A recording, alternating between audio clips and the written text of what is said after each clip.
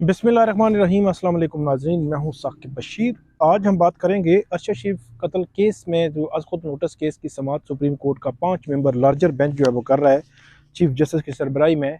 उस केस पर आज समाअत हुई है। कल तक ये समाअत मुलतवी हुई है। इसमें जो खुसूसी स्पेशल जॉइंट इन्वेस्टिगेशन जो टीम बननी है उसके नाम तलब किए हैं कल सुप्रीम कोर्ट ने। एक और दूसरा ये कहा है कि जो इसमें जो फैक्ट फाइंडिंग रिपोर्ट है इसमें किस किस जगह पे अदालत की डायरेक्शन देने की ज़रूरत है किसी इदारे को, तो वो एडिशनल अटॉर्नी जनरल को कहा है कि वो उसमें असिस्ट करें। इसके अलावा जो वजारत खारजा है उसको बाकायदा तौर पर अहकामात जारी किए गए हैं कि वो जो ममालिक हैं दूसरे ममालिक हैं, इसके अलावा उनकी जो एजेंसीज़ हैं सिक्योरिटी एजेंसीज़ हैं या यूएन है, इन तमाम से जो है वो राब्ता कायम करके इस केस में उनकी मुआवनत तलब कर सकती है या करे। मेजर जो पोर्शन था वो ये था। इसके अलावा जो अरशद शरीफ की वालिदा हैं उनकी जानिब से एक दरख्वास्त दी गई सुप्रीम कोर्ट में, ओपन कोर्ट में दरख्वास्त जो है वो दी गई, जिसमें मिलिट्री लीडरशिप जो है, जो एक्स जो चीफ ऑफ स्टाफ हैं, इसके अलावा दीगर जो मिलिट्री लीडरशिप है उनको उनका जिक्र जो है उस दरख्वास्त में किया गया है इस केस के हवाले से, ख़ास तौर पर अरशद शरीफ की कत्ल के हवाले से। आज जब समाअत शुरू हुई तो हसन अयूब जो ARY के रिपोर्टर हैं वो रोस्ट्रम पे आए, तो ये एक बड़ा अजीब व गरीब वाक़या उन्होंने जिक्र किया कि अरशद शरीफ की वालदा जो अपने 2 फैमिली जो मेम्बरान थे मर्द मेल जो है वो उनके साथ जब सुप्रीम कोर्ट पहुंची तो सुप्रीम कोर्ट के जो पुलिस एहलकार हैं एंट्री पॉइंट पे उनका रवैया किसी तौर पे भी दुरुस्त नहीं था।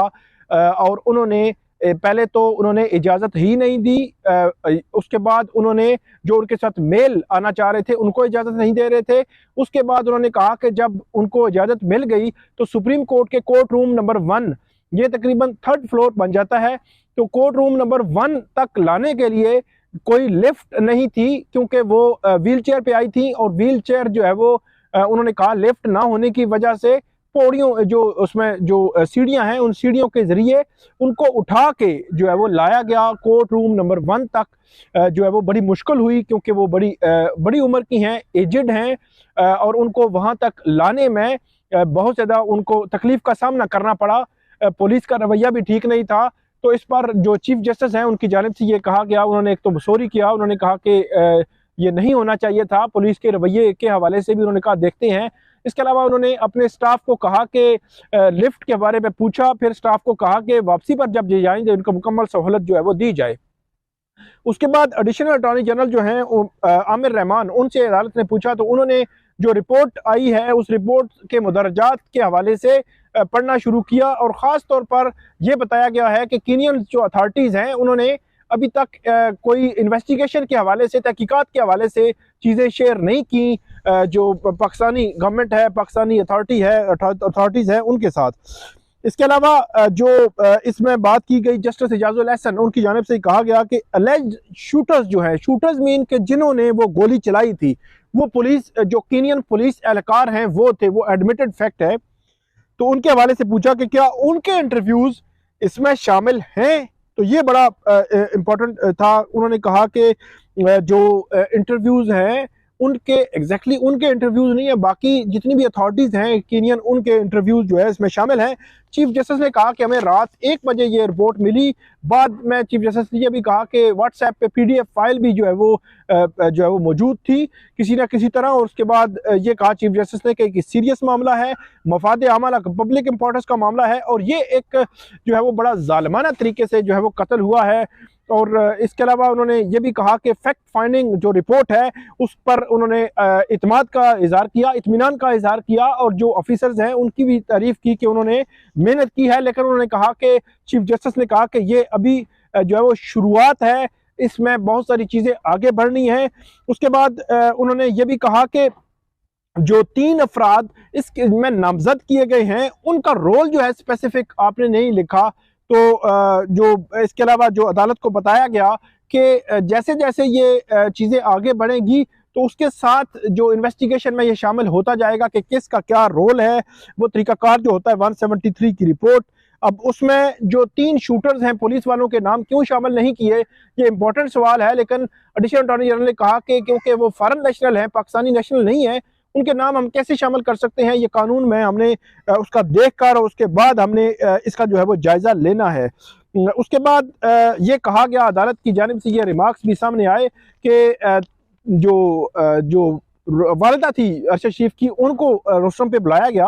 उन्होंने एक एप्लीकेशन दी जिसमें हाई जो मिलिट्री लीडरशिप है उनके नाम जो है वो मौजूद थे। अदालत ने कहा कि आपने बहुत ज़्यादा नाम लिख दिए हैं, चीफ जस्टिस ने कहा, और उन्होंने कहा कि ठीक है, इनका जो वर्जन है, इनका जो मौक़िफ़ है उसमें शामिल कर लें। और इसके अलावा भी उन्होंने कहा कि जो मौक़िफ़ आपने देना है वो जो इन्वेस्टिगेशन टीम होगी या इदारे जो होंगे, इन्वेस्टिगेटिव इदारे जो होंगे, उनको आप जो है वो मौक़िफ़ दे सकते हैं। उसके बाद चीफ जस्टिस ने कहा कि ये जो मामला शुरू होना है वो उन दो भाइयों जिनके पास ये रहे हैं कि एक जिसने दुबई से कीनिया के लिए उनको इनवाइट किया था और दूसरा भाई जो मौजूद था जिस वक्त ये जो है वो वक़ूआ हुआ, तो उन दो भाइयों से इसके मामले की जो है वो तहकीकात की शुरुआत जो है वो होनी है, ये कहा। और उसके बाद जो एडिशनल अटॉर्नी जनरल हैं उनकी जानिब से ये कहा गया कि उन्होंने रिपोर्ट जो है वो अभी तक नहीं पढ़ी, और जो खुसूसी मतलब स्पेशल जॉइंट इन्वेस्टिगेशन टीम के नामों के हवाले से उन्होंने कहा कि हमने कुछ नाम शामिल किए हैं, लेकिन चीफ जस्टिस ने कहा कि वो मोस्ट कॉम्पिटेंट, मोस्ट सीनियर, वो इस तरह नहीं होना चाहिए कि किसी तरह भी डायरेक्टली या इनडायरेक्टली किसी भी का नाम आ रहा है, किसी का शक किया जा रहा है, तो उसके साथ किसी किस्म का कोई लिंक नहीं होना चाहिए, क्योंकि जो फैक्ट फाइंडिंग रिपोर्ट है उसमें जो बड़ी शख्सियात हैं, जो है वो पावरफुल शख्सियात हैं, उनके नाम जो है वो उसमें लिंक जो है वो कॉन्टेक्ट जो है वो साबित किए गए हैं। तो अदालत ने कहा कि हम ये चाहते हैं कि एक फेयरली इसको जो है वो इन्वेस्टिगेट किया जाए, इस पूरे मामले को फेयरली इन्वेस्टिगेट किया जाए।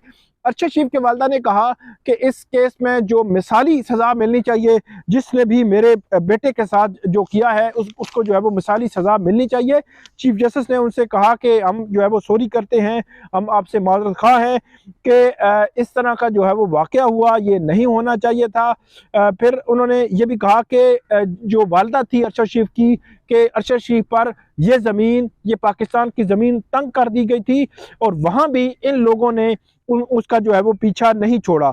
चीफ जस्टिस ने ज्वाइंट इन्वेस्टिगेशन टीम से मुतल्लिक कहा कि मैं क्रिमिनल लॉ एक्सपर्ट नहीं हूं, और ये क्रिमिनल इन्वेस्टिगेशन का केस है और डेफिनेटली उन्होंने देखना है। और जो अरशद शरीफ की वालिदा हैं उनको मुखातब करते हुए कहा कि आप दो शहीद भाइयों की जो है वो माँ है, और ये कहा कि एक इम्प्रेशन जो है वो नहीं जाना चाहिए। इसमें उन्होंने कहा कि एप्लीकेशन में काफ़ी इल्ज़ामात लगाए गए हैं। इसमें जो ज्वाइंट इन्वेस्टिगेशन टीम है, एक तो उसके जो लोग हैं उनको शामिल करने के हवाले से नाम कल तलब किए हैं। दूसरा जो बेंच था उसकी जानिब से ये रिमार्क्स भी सामने आए कि जो कनाडा में एक जो बच्ची जो है उसका कत्ल हुआ था, अगर वो ना होता तो आज हमें ये दिन ना देखना पड़ता। जो काम पहले करने के होते हैं, पहले शोर जो है वो बाद में शोर करने की बजाय वो काम पहले किए जाएं, तो इस किस्म के वाक़यात जो है वो उनकी रोकथाम भी हो सकती है, उनकी रोकथाम भी की जा सकती है। जो जवेरिया हैं अरशद शरीफ की जो दूसरी बीवी हैं, उनके हवाले से भी उन्होंने कहा कि वो भी बयान रिकॉर्ड करा सकती हैं। तो ये कल तक अब समाअत मुलतवी हुई है। कल हम आपको अपडेट करेंगे कि अब फर्दर जो है उसमें क्या होता है और फर्दर इसमें क्या जो है वो डेवलपमेंट हो रही है। बहुत शुक्रिया।